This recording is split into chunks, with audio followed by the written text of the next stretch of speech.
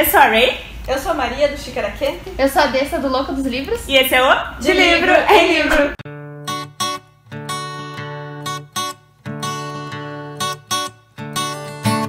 Oi gente, Ray do Futuro aqui, só pra avisar que esse vídeo aqui é a continuação de um vídeo que eu vou deixar passando aqui em cima, onde nós estamos julgando alguns livros em um tribunal simulado aí. Então se você ainda não assistiu o primeiro, corre lá pra assistir aquele, pra depois vir pra esse, porque o vídeo ficou muito comprido, então eu dividi em dois. E é isso aí, aproveitem o vídeo. O próximo livro para nós botarmos aqui na balança da justiça do De Livro em Livro é nada mais, nada menos do que Illuminae. Nesse caso, Eu tô tentando ser Maria. a acusação vai ser Maria. A defesa vai ser Tessa. Que os jogos comecem. Por que eu não quero falar mal de Illuminae? Essa é a intenção do jogo. Bom, Se quiser ficar mais fácil pra ti, a gente faz Nevernight de novo. então vamos começar que Illuminae é um livro que nos conta a história através de documentos e vigilância de câmeras, né? Tem vários pequenos, diferentes tipos de informação que tu vai recebendo conforme a história vai acontecendo. Então acho que o primeiro ponto que a acusação levanta é que o leitor precisa preencher muitas lacunas aí no meio e tá entendendo tudo que tá acontecendo, né, para pegar a história. E isso pode prejudicar a fluência. Olha, eu acho que quando a pessoa pega Illuminae já na prateleira da livraria, ou ela ouve falar de Illuminae, ela já sabe que o livro é assim. Essa é a proposta do livro. O livro foi criado pensando já neste formato. Então eu acho que a pessoa tem que estar um mínimo preparada psicologicamente para ler aquilo ali. Sem contar que a história é tão fácil de ser lida, assim, fluida e gostosa, que mesmo quando a pessoa ainda não está totalmente habituada, ela ainda está empolgada e ela lê bastante e ela começa a entrar aos poucos, como qualquer livro. Tem livros mais difíceis que não tem esses documentos. Tem livros difíceis de ser lido, tipo, por exemplo, O Senhor dos Anéis, muita gente tem dificuldade para ler no início e depois acaba adorando. Isso é comum em vários livros, não é algo exclusivo de Illuminae, e mesmo assim eu acredito que nós, na defesa, defendemos que as pessoas que foram ler Illuminae sabiam disso e estavam preparadas. Não sei o que É falar. difícil falar mal, né? É porque é muito bom mesmo. É genial. Eu acho que também existe a dificuldade, não só do documento, existe a dificuldade de muita informação. Então, quem sabe é um tipo de livro que, como a defesa defendeu aí, que é uma leitura diferente, trazer um dinamismo e tudo mais, e né, não se preocupar tanto de que não vai ter uma fluência ou qualquer coisa assim, para o leitor se desafiar e ir preenchendo as lacunas, afinal ele tem essa capacidade, mas ao mesmo tempo recebe-se muita informação, tanto de nome de naves, nome de planeta, o que é isso, e a organização e não sei o que. E aí vai. Então são camadas. Começa que é tudo contado por documentos, depois vai que tem todos esses nomes complicados. Fica indo de um personagem pro outro e não sei o que, e aquele personagem. Muito. Mas nomes difíceis tem em toda ficção, seja científica, seja fantástica. É normal ter nomes difíceis em livros de ficção, seja ficção científica, seja ficção fantástica. Se tu inventar algo novo, tu inventa nomes. E existe uma tecnologia muito assim estupenda que se chama post-it, que tu bota lá no nome, por exemplo, a nave, o nome tal, inclusive em Illuminae tem o mapa das naves ali, com o nome de cada uma, bota o post-it ali, depois mais adiante estão falando da nave tal, tu volta lá e olha, bem simples. Inclusive a dica que a Dessa me deu. Então, o romance de Illuminae é muito bobinho, né? Esses dois adolescentes, e sim, todos os adolescentes têm os seus romances bobinhos e tudo mais, mas... Protesto! Eu protesto! Porque esta exata parte... Eu quero agora que fique registrado nos autos que a advogada de defesa está usando momentos que por um acaso não foram gravados como argumento. argumento. Então eu peço pra senhora emerítíssima, como é que diz? Anular esse argumento, essa parte do julgamento. Não vou guardar meu argumento pra usar depois quando tu falar isso de volta pra mim. Então, o romance de Luminé é muito bobinho, né, dos adolescentes ali. E o menino é muito maltratado pela menina. E mais adiante no livro, né, sem dar spoilers, acontecem algumas situações dúbias sobre esse romance. Então, bobinho e adolescente são sinônimos em relação a romance. E tu não pode querer que uma adolescente saiba reagir a romance como uma pessoa adulta. Não tem muito o que dizer. Nós não estamos esperando um comportamento de adulto quanto a um relacionamento, porque, enfim, são relacionamentos e nem sempre a gente tem aí a melhor escolha, vamos dizer, de acordo com os nossos sentimentos. Mas existem livros que não têm um romance bobinho e ainda assim são de adolescentes. Mas eu, na verdade, não vi nada de bobinho na história. São dois adolescentes que passam por uma coisa horrível, são tirados do seu planeta do nada e estavam no meio de uma briga. A personagem principal, a Kaylee, tem que passar por isso para poder aceitar que ela ainda gosta do garoto. Então vai ser difícil pra ela, eu não vejo isso como bobinho. Na verdade, nem imatura eu não acho ela, eu acho que ela tá passando por muita coisa pra parar pra pensar no romance. Ela tenta, por muito tempo, não pensar no romance durante o livro, inclusive. Mas eu acho que pela situação que eles estão passando, como tu mesmo colocou, em que, né, aconteceu tantas coisas na vida deles e tudo mais, você não precisa ser uma completa traste com uma pessoa que é provavelmente a única que você conhece que tá na mesma situação que você. Não precisa, mas ao mesmo tempo a gente não controla sentimentos. E quando a gente tem um sentimento, por mais que a gente seja racional e saiba que a gente não precisa fazer aquilo, sentimento domina a gente, ainda mais em uma adolescente com os hormônios à flor da pele. Bom, então de acordo com as argumentações, eu tenho que declarar aqui que nessa rodada as duas argumentaram muito bem, inclusive sendo mais difícil um pouco para Maria, porque é um livro que significa bastante para nós três, então nós três amamos Illuminae. Mas nesse caso, mesmo com as duas argumentando bem, a defesa conseguiu contra-argumentar melhor, então o ponto vai para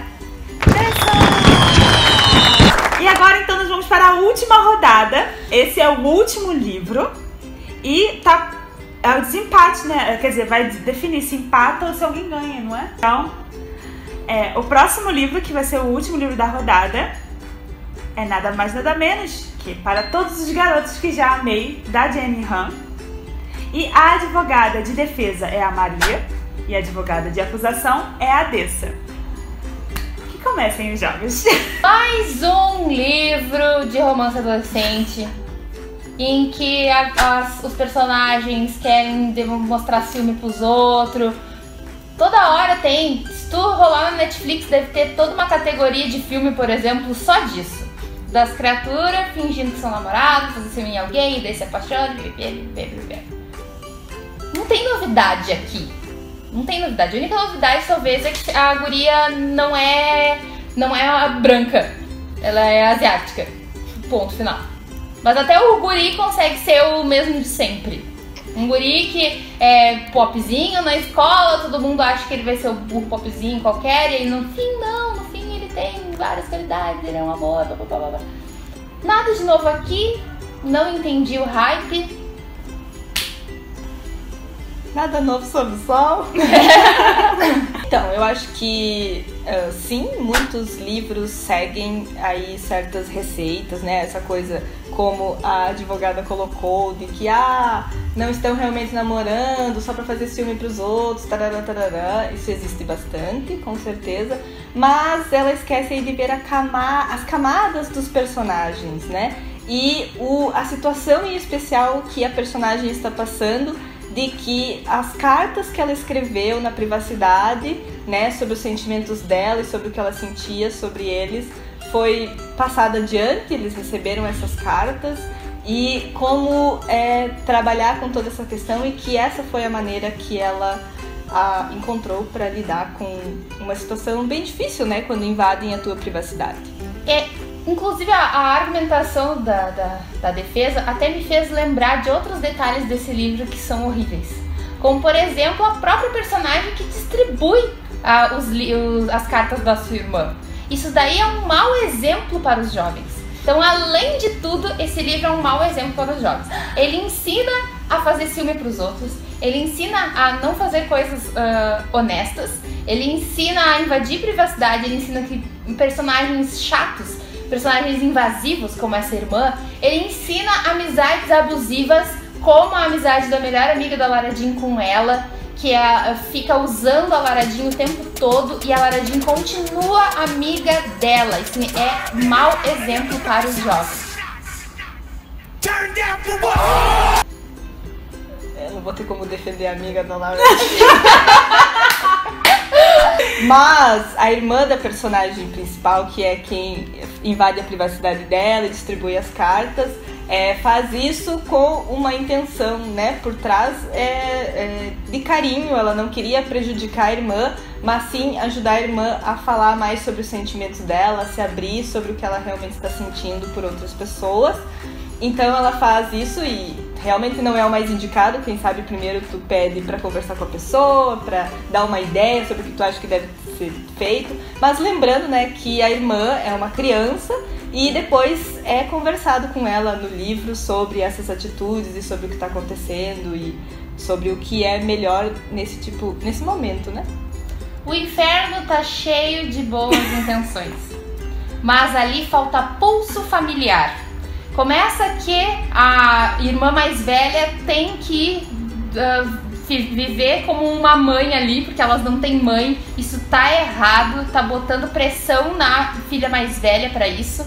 Então já vemos outra coisa errada nessa família, tá? E a família e o pai tinha que ter ensinado desde o início pra criança como é importante ser honesto desde o início, não esconder, porque ela escondeu por muito tempo que fez aquilo pra Lara Jean, não assumiu a sua culpa, ficou metendo bedelho. Isso é coisa família que devia ter ensinado essa guria a ser honesta desde o princípio. Bom, mas aí nós estamos esquecendo que essa família passou por uma tragédia, onde a mãe faleceu e o pai fez o melhor que ele pôde. O que a defesa queria, a acusação queria? Que ele simplesmente enfiasse outra pessoa para ser mãe dessas meninas, ou que ele deixasse de trabalhar para estar mais presente. Então ele ocupou o lugar dele como pai, fez o que ele pôde. E a irmã tomou aí certas dores para ela e fez esse papel como mãe, mas com certeza, apesar da pressão toda, não foi uma coisa que ela fez forçada. Ela faria, mesmo o pai dizendo para ela, não precisa, né? Enfim, e eu acho que é isso que acontece em várias casas, né? Em várias famílias que passam por esse tipo de situação, em que alguém precisa ocupar um lugar que nem sempre, quem sabe, é o seu, mas que enfim é como acontece. Então esse livro traz essa questão da dor e como lidar com isso. 45% da população tem as suas famílias em que uma mãe solteira, não sei se é 45, tá, estou inventando, uma mãe solteira tem que criar os seus filhos e cria da melhor forma possível, muito melhor do que essa família aí com 3 criaturas e mais um pai, tá? Então tu não pode dizer aí, ficar tentando passar pano pra esse macho. Então, não vamos ser realistas aqui, não conseguiu, tá? Errou feio, tá? E tá aí, as crianças soltas no mundo fazendo merda. A mais velha vai se mudar pra puta que pariu só porque não quer ficar perto da família mesmo, tá? Termina com o namorado, termina com todo mundo pra ir pra fora, porque ela não aguenta essa família, olha aí, né? Olha aí, não conseguiu aguentar a família. Tá? Já tá aí mais um ponto pra me provar que essa família não dá. E a Lara Jean aí fazendo o merda com o namoradinho, tá? E não dá pra comparar a vida real com isso aí. As famílias do Brasil estão muito melhores com as mães solteiras do que com esse pai aí, que era pra dar todo apoio e acabou deixando tudo nas mãos da irmã mais velha, que nem é tudo isso. Sobre a irmã, querer viajar e estudar em outro país por causa que ela quer se livrar da família, eu acho que isso está errado, porque pode ser sim uma vontade dela querer ter uma vida longe da família sim, e explorar coisas diferentes, porque por muito tempo ela teve que ocupar esse espaço que não era dela como mãe, né? Então ela sentiu uma necessidade de viver uma experiência diferente, uma aventura em outro país. Eu não acho assim tão terrível, e acho que como ali ela tá em uma situação em que a irmã do meio, a Lara Jean, pode dar um apoio para a família, a irmã menor não vai ficar desamparada, eu acho que é uma, né, até da família mesmo apoiar a decisão da Margot, né? De fazer isso é louvável, né? Então, mas cada família é cada família, e a gente não gostaria de usar aqui na nossa defesa generalizações. A gente está focando na família Lara Jean. Tem razão, não precisamos generalizar, a gente precisa falar que essa família é uma merda mesmo. Não preciso nem comparar com outras famílias. Família disfuncional, tá? Então a acusação encerra, porque nem tem mais o que argumentar.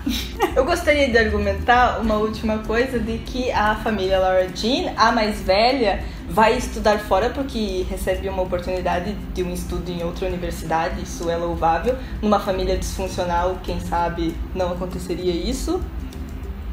E as outras meninas têm notas excepcionais na escola. Não, agora não vamos falar de generalização, que a própria defesa falou. Numa família disfuncional talvez não acontecesse isso. Como assim? Não sabemos. Não sabemos. A defesa acaba contradizendo seus próprios argumentos. O que a gente traz aqui, como eu disse, é o foco na família Lara Jean, que não pode ser chamada de família disfuncional. Que ela usou, por favor, volte o take. Ela usou família disfuncional antes. Usei, não nego. Advogada. Não pode ser chamada de disfuncional. Usei mesmo, não nego.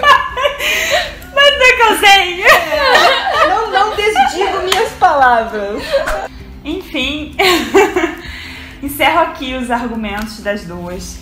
Na verdade, vocês me deixaram numa situação muito complicada, porque as duas argumentaram bastante dessa vez.